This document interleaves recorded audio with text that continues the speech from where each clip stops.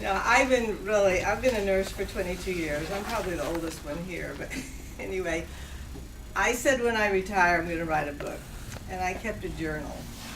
And there's some good things in the journal, but there were so many dysfunctional things that I just had to keep writing it and writing it. And so now I'm semi-retired, and I signed up for this little class. I'm not an author, I'm not a writer, I just had something to say. And they helped me along. It was like a little writing class thing at this junior college. It took me 1.5 years, and I finally did it. And I've had a lot of criticism on it, and it's like, I don't care, it's my story, I'm not going to change it. A lot of people don't like the title of the book, The Yellow Sick Road. They said, this looks like a children's book. I said, that's okay, I don't care, put it in the children's department. I've had professors at universities look at it and say, no, that doesn't belong in our department. But it had to be me, and it's got this little girl down here going up the yellow brick road. And the thing that provoked me to do this and to use this theme is that I was doing a contract in Washington, D.C., which, by the way, I'm oncology certified, I'm rehab certified, med-surg, tele, so that equals working in the trenches. So anyway, that's my background. And so anyway, I was working at that 700-bed hospital in Washington, D.C., and I had a day off, and I went to the Smithsonian, and it was rough there. I felt like I was in the Civil War when I worked there. But anyway, no offense, I don't want to get in trouble. But so I had a day off. I went to the Smithsonian. I saw the ruby slippers, and it was such an out for me. I go, oh, look at those. There's the ruby slippers, the Dorothy Waugh, and the Wizard of Oz. And I got so fascinated with it. So I went to the gift store, and they had ruby slippers. I bought them from all my granddaughters, and I just got obsessed with this. And I read about the author, Frank Baum, and this was during the Industrial Revolution. And I kept reading about it, and there is a brick road that it's still there, that he wrote about, and he did have people in his life that were like the witches and the Emerald City and the tornado. And the more I read, I kept saying, I've got to implement this in my book. Because this road that I've been on is full of ditches and cracks, and some of it's pleasant and some of it's, and everything just fit. And then I thought, and I know there's good charge nurses, I know there's good managements and good aides, but there were times when I had an aide, I couldn't find her. And I had a bloody patient on the floor and no aide, and I was on the floor by myself. And I found her back in the conference room on the phone. But there are good aides. I'm not putting, and so I called the aides the flying monkeys. And I had some of the charge nurses, the Wicked Witch of the West and the Wicked of the South, and I had the Emerald City was the hospital, and Oz was the CEOs, and my imagination was just going crazy. And then I have a brother-in-law that was an artist, so I kept sending him these. I said, you've got to draw a picture of this, you've got to put a picture of me in the ditch. You've got to do a drawing of my director of nursing that is on drugs, and I keep catching her doing morphine. And I love my job, but she knows that I'm catching her because I was over the narcotics. And I had to leave a job after 2.5 years because she was on narcotics and nobody would do anything about it. And 6 months after I left, she lost her license and went to prison. I said, you've got to put a picture of her on the desk, passed out. And so every single one of my chapters have something that happened really profoundly during my nursing career. And I know you all have them, or you wouldn't be here. And you could probably match mine. You've probably been in a ditch deeper than mine.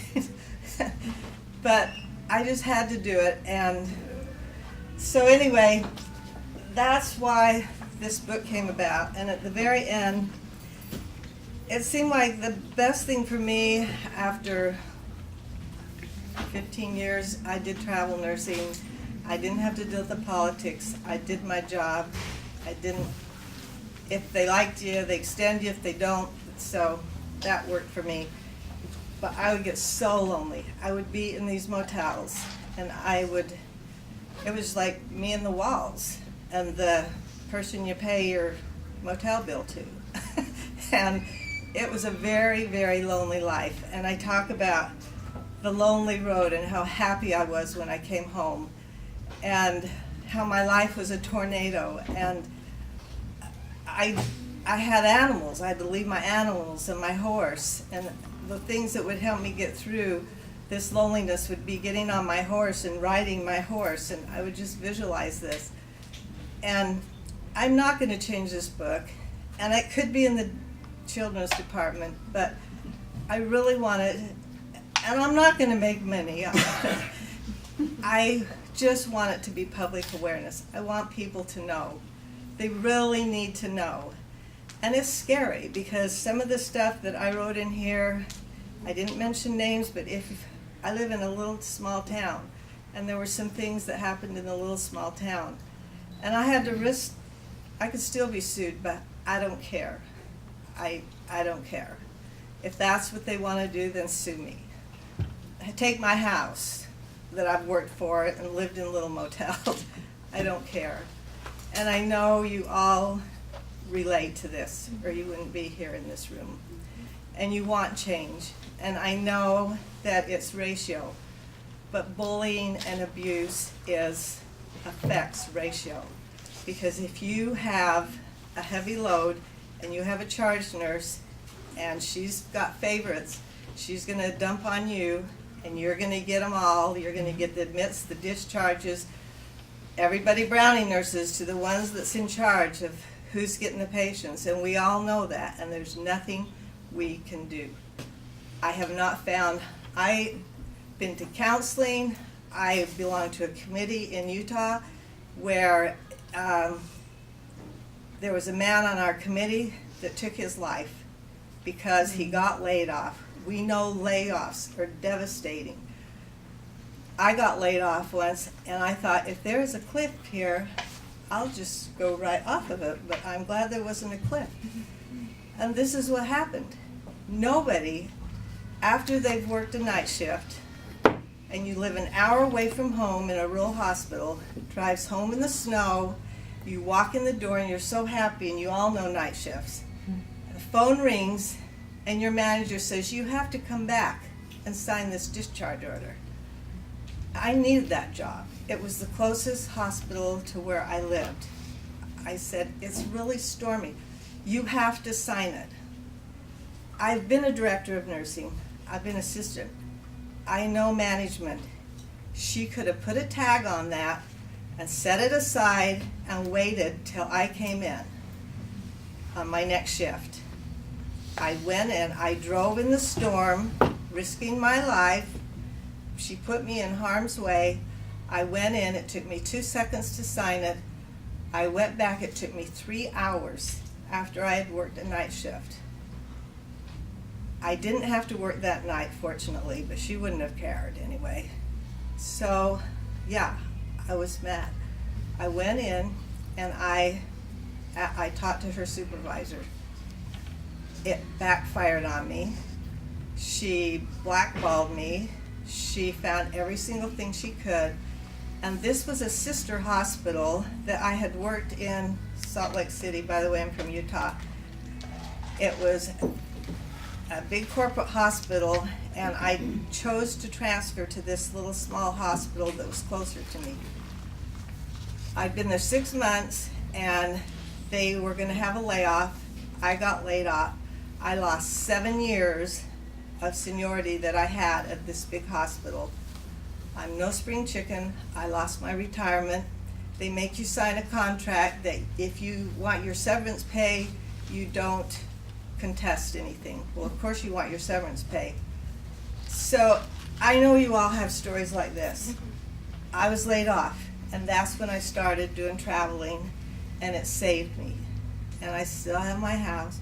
I have my husband, I have my horse, I have my granddaughter, and at the very end, I have a song that I loved. It was called The Old, Old Path, and it's an old ballad, and I'm from the 60s, and I like all of the old folk songs. So I had my granddaughter sing it, and I hope I can get it to work, and maybe I really want to soften the hearts of legislature. In this committee, we have people go in and they tell their personal story to legislature in Utah, and they try to soften their hearts. I'm so against bullying and abuse. I don't want to bully and abuse the legislature. I want to go in and sidetrack and see if we can reach some of their emotion. And I'm not sure that that's going to work, but it is also a type of technique that we could try. And so I'm going to hope I can try to get this video to go, but that's it. That's all I have.